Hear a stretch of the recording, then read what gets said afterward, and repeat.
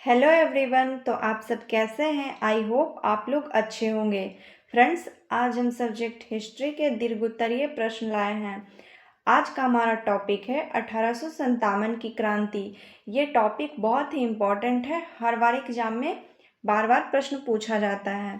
तो चलिए, आज का हमारा प्रश्न क्या कह रहा है। हमारा प्रश्न है 1857 की क्रांति के कारणों की विवेचना करें।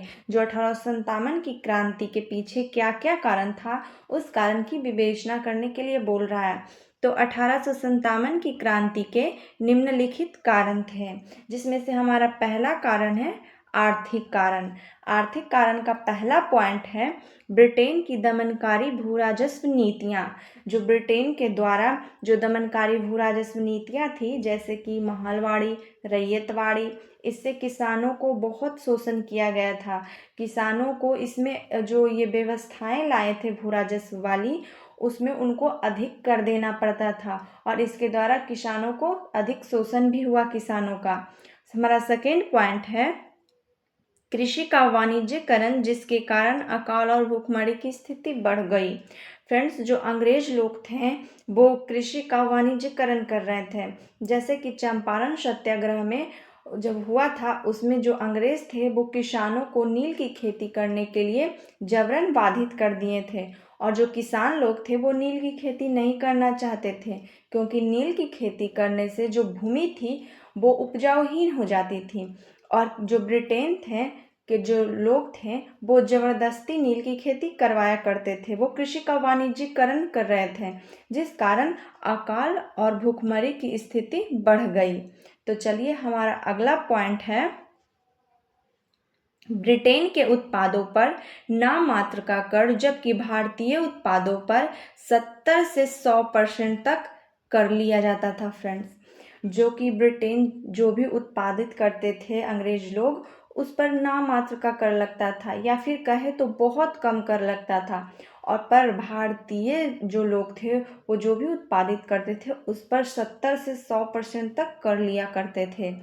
तो चलिए, हमारा अगला पॉइंट है ब्रिटेन की औद्योगिक क्रांति हेतु भारत को बाजार के रूप में प्रयोग करना। जब ब्रिटेन में औद्योगिक क्रांति शुरू हो गई थी तो वहाँ के सामान भारत के बाज़ारों में लाया जाता था। और जब यहाँ सामान लाया जाता था तो वो सामान बहुत ही सस्ते दामों में यहाँ के बाज़ारों में बिका करता था, क्योंकि वो फैक्ट्री की बनी होती थी। तो ये सामान ज़्यादा बिकता था और जो भारतीय लोग थे वो जो सामान बनाते थे वो थोड़ी कम बिकने लगी थी। इससे भी लोगों को काफ़ी परेशानियां होने लगी। तो हमारा सेकेंड है धार्मिक कारण। धार्मिक कारण का पहला पॉइंट है ब्रिटेन के द्वारा भारतीयों के धार्मिक मामलों में हस्तक्षेप करना। जो अंग्रेज अधिकारी हैं वो भारतीयों के धार्मिक मामलों में हस्तक्षेप करते थे। जैसे कि जो अंग्रेज थे वो हिंदू को मंदिर जाने पर कर लगा दिए थे और मुस्लिमों को मस्जिद जाने पर कर लगा दिए थे कि अगर कोई हिंदू मंदिर जाता है और मुस्लिम जो मस्जिद जाता है तो उसको कर देना पड़ेगा। सेकेंड पॉइंट है जबरन धर्मांतरण करवाना। जो अंग्रेज थे वो भारतीयों को जबरन ईसाई, मतलब कि उसको ईसाई धर्म में सबको कह रहे थे कन्वर्ट होने के लिए, सबको ईसाई धर्म अपनाने के लिए बाधित कर रहे थे। तो चलिए, हमारा नेक्स्ट पॉइंट है भारतीय परंपराओं का अपमान। जो अंग्रेज थे वो भारतीय परंपराओं का अपमान करते थे। 1850 का लेक्स लॉसी अधिनियम पारित करना। फ्रेंड्स, ये जो 1850 का लेक्स लॉसी अधिनियम है, इसके तहत अंग्रेज यह प्रावधान लाए थे कि अगर कोई बच्चा है उसके पिता की संपत्ति उसको तभी मिल सकती है जब वो ईसाई धर्म का होगा। अगर वो बच्चा ईसाई धर्म का नहीं है तो उसकी पिता की संपत्ति उसको नहीं मिलेगी। ऐसा लॉक्स लेसी अधिनियम में कहा गया था। तो इससे भी लोग बहुत परेशान हो चुके थे। हमारा अगला कारण है सामाजिक कारण। सामाजिक कारण में भारतीय सामाजिक प्रथाओं में हस्तक्षेप। जो ब्रिटेन के लोग थे, जो अंग्रेज थे, वो भारतीय सामाजिक प्रथाओं में हस्तक्षेप कर रहे थे। दूसरा, नस्लीय भेदभाव की नीति अपनाना। हमारा अगला है सती प्रथा तथा बाल विवाह पर प्रतिबंध लगाना। जो अंग्रेज थे वो सती प्रथा और बाल विवाह पर प्रतिबंध लगा दिए थे। अब आप लोग कहिएगा कि सती प्रथा और बाल विवाह पर प्रतिबंध लगाना तो अच्छी बात है फ्रेंड्स, लेकिन जो उस समय के जो रूढ़िवादी लोग थे वो जो सती प्रथा है और बाल विवाह को वो लोग गलत नहीं समझते थे, वो इसे अच्छा मानते थे। तो जो उस समय पर जो रूढ़िवादी लोग थे वो इसका विरोध करने लगे। हमारा अगला है राजनैतिक तथा प्रशासनिक कारण। तो हमारा पहला पॉइंट है अंग्रेजों के द्वारा अपनाए गए विस्तारवाद की नीतियाँ। जो अंग्रेज थे उसके द्वारा विस्तारवादी नीतियाँ अपनाई गई, जैसे कि उसने युद्ध की नीति के तहत बंगाल, मैसूर, मराठा, पंजाब को अपने साम्राज्य में मिला लिया। और डलहौजी की व्यक्तिगत सिद्धांत की नीति लाया गया, जिसके तहत आपको पता ही होगा कि जो भी शासक के जो अपने पुत्र नहीं होते थे तो उस शासक के जो भी दौलत है, जो भी उनके साम्राज्य है, उनको राज्य को अंग्रेज लोग अपने में मिला लेते थे और अपने राज्य का विस्तार किया करते थे। इसी तरह बेलजली की सहायक संधि थी।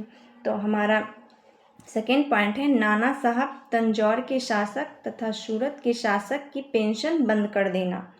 फ्रेंड्स, जो नाना साहब थे कानपुर के और तंजौर के शासक और सूरत के शासक की जो पेंशन हर वर्ष मिला करता था वो अंग्रेज लोग बंद कर दिए थे।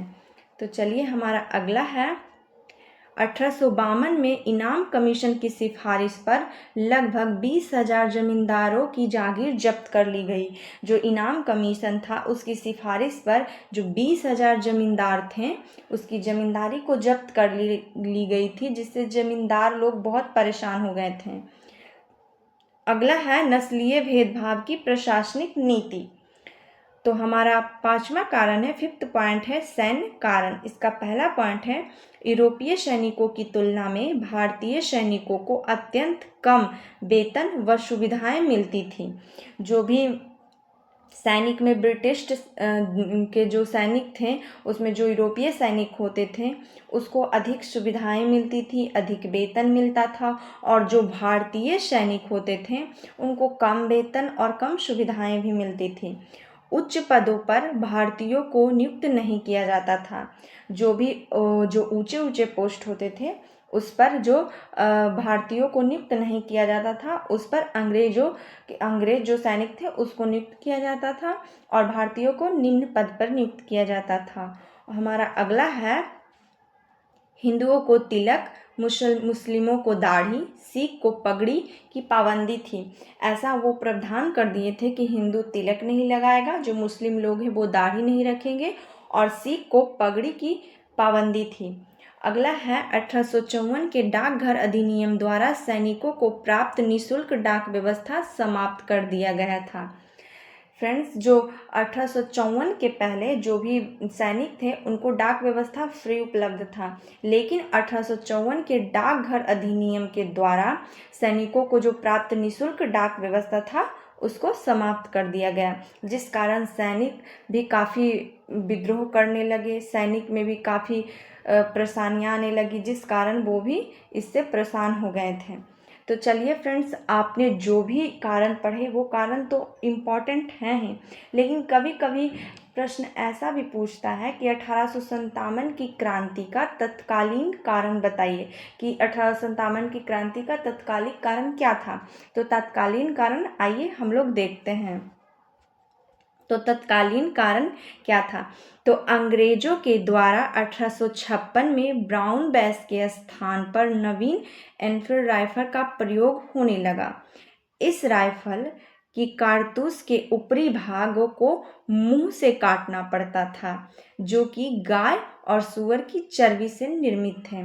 फ्रेंड्स, जो 1856 के पहले जो ब्राउन बैस इस्तेमाल किया जाता था और 1856 के बाद 1856 में जो नया एनफील्ड राइफल है उसको इंट्रोड्यूस किया गया, और इस राइफल की जो कारतूस थे उसकी ऊपरी भागों को मुंह से काटना पड़ता था। तो इसमें दिक्कत क्या था? इसमें दिक्कत ये था कि वो जो कारतूस था वो गाय और सूअर के चर्बी से निर्मित थे, और आपको पता है कि हिंदू में जो गाय है उसको माता का दर्जा दिया जाता है, और मुस्लिम लोग में जो सूअर है उसको पवित्र माना जाता है। तो जो हिंदू में जो भी ब्राह्मण लोग थे और जो मुस्लिम के लोग थे, वो गाय और सूअर की चर्बी लगे होने के कारण वो इस कारतूस को उपयोग करने से इनकार करने लगे। और क्या हुआ फ्रेंड्स, इससे भारतीय सैनिकों की धार्मिक भावना आहत हुई।